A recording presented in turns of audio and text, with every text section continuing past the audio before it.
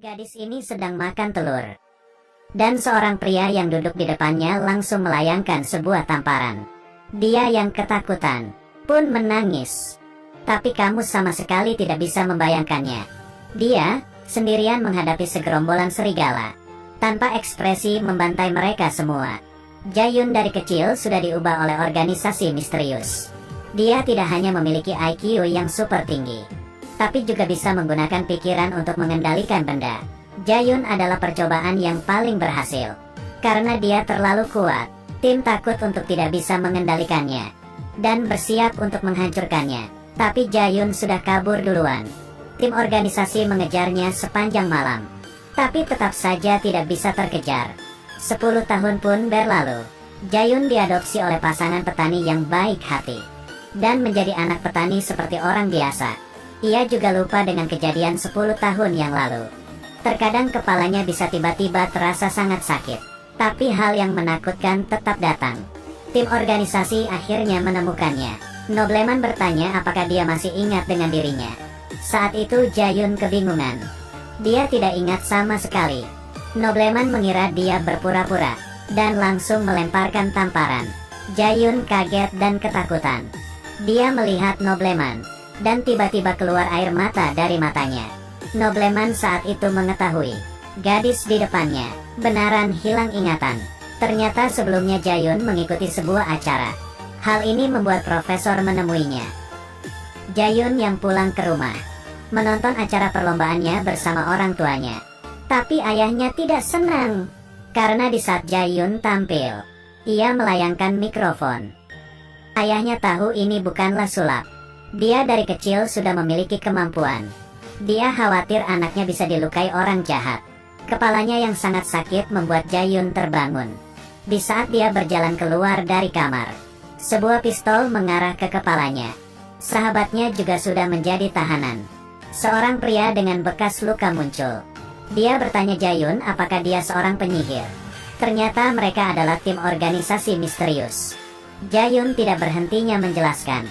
Dirinya bukanlah orang yang mereka cari. Pria itu langsung menyuruh bawahannya untuk melukai leher sahabatnya. Saat itu pandangan Jae-yun langsung berubah. Dengan satu gerakan dia langsung merebut pistol. 1 tembakan, 2 tembakan, 3 tembakan. 1 tembakan membunuh 1 orang.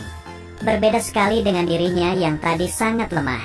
Saat itu Nobleman muncul. Dia memperingati Jae-yun. Jika tidak pergi dengannya, dia akan membunuh orang tuanya. Dia mengatakan asal mula luka di kepalanya muncul. Ini adalah perbuatanmu di saat itu. Tapi Jae-yun sama sekali tidak mengingatnya. Tapi demi keamanan orang tuanya, Jae-yun hanya bisa menurutinya, dan datang ke laboratorium tim. Dia diikat di atas kursi. Saat itu Jae-yun tidak bisa melakukan apa-apa. Dan profesor muncul. Dia terus menunggu hari ini datang. Tapi Jae-yun masih tidak mengingat apa-apa. Bawahannya mengeluarkan sebuah suntikan, dan menusuknya dengan kuat ke Jae-yun. Kemudian tatapan Jae-yun mulai berubah. Dia seperti mulai mengingat segalanya. Ternyata saat itu tim organisasi tidak melanjutkan mencarinya, karena percobaan ini tiap waktu harus menusuknya ramuan. Kalau tidak dia akan meledak. Tapi Jae-yun berbeda. Dia tidak mati tapi masih hidup selama 10 tahun. Hal ini membuat profesor menjadi semangat, karena Jae-yun adalah percobaannya yang paling berhasil. Untuk membuatnya kembali mengingat segala hal, dia menusuki Jae-yun suntikan lagi. Tapi obat ini hanya bertahan sebulan. Ini juga digunakan untuk mengendalikan kemampuannya. Jae-yun yang ingatannya mulai pulih menjadi berbeda dengan dirinya yang dulu. Di saat profesor menyadarinya, semua sudah terlambat. Gadis ini hanya dengan 1 pukulan langsung membunuh bawahannya.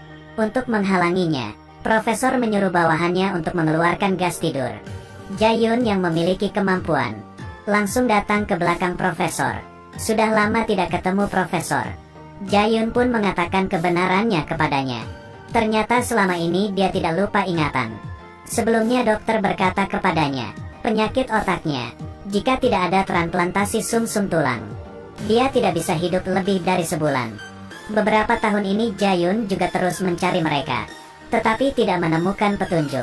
Dia hanya bisa melewati acara TV, menunjukkan kemampuannya keluar. dan membuat mereka menemukannya. Profesor baru menyadari Jae-yun yang mengerikan. Saat itu dia menembak kaki profesor dan menanyakan suntikan yang dibuatnya. Ia menarik profesor ke tempat suntikan itu diletakkan.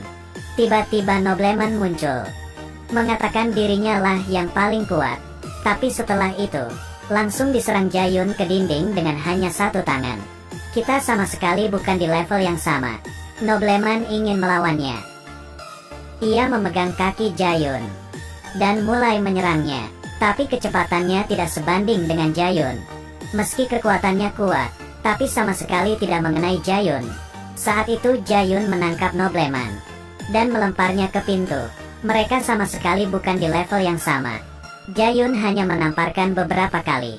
Nobleman ingin melawannya tapi ditendang oleh Jae-yun, dan pistol diambil oleh Jae-yun. Satu tembakan mengenai kaki profesor yang ingin kabur. Di saat dia membalikkan badan, nobleman sudah mengarahkan pistol ke kepala Jae-yun. Tapi nobleman tidak bisa menggerakkan pistolnya, karena dia sudah dikendalikan oleh kemampuan Jae-yun. Kemudian dia pun ditembak mati oleh Jae-yun. Jae-yun menemukan obatnya dan datang ke rumah sakit menemui ibunya yang terbaring di atas kasur. Jae-yun mengeluarkan obat. Ternyata obat ini bukan hanya bisa menolong dirinya, tapi juga bisa mengobati penyakit ibunya. Bila kamu diberikan suatu kemampuan, kamu ingin kemampuan seperti